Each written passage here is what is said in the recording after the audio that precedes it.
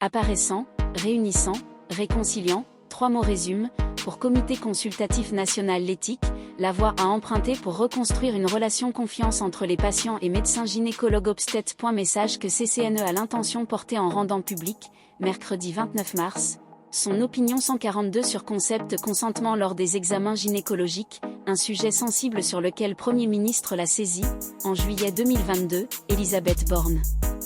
Au moment, les plaintes de viol, et plus pour la violence sexuelle, ciblant les praticiens de renom avaient déplacé le débat du plan sociétal au niveau juridique. Au risque faire un peu déçu, le CCNE s'est concentré sur l'analyse des questions éthiques relatives à la pratique des examens gynécologiques et affectant l'intimité, sans prendre position sur le débat juridique, ouvert à la question d'une nouvelle incrimination dans le code pénal pour les actes médicaux ou rectopénétration médicale rectale, l'opinion actuelle.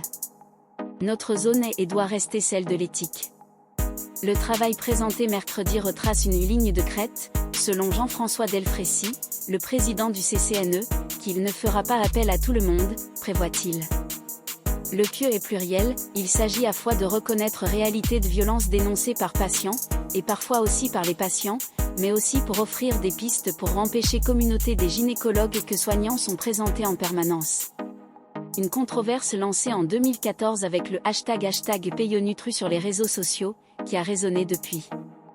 RAC en arrière des postures paternalistes. La piste plus claire, qu'au cœur de référence à rubrique du gouvernement, est basée sur revisiter consentement. Un processus qui doit être joué à plusieurs étapes pendant consultation et qui doit être renouvelé. Être fait dans les pays anglo-saxons, une option indigène, explique Madame Lefebvre, afin de ne pas renforcer l'aspect procédural.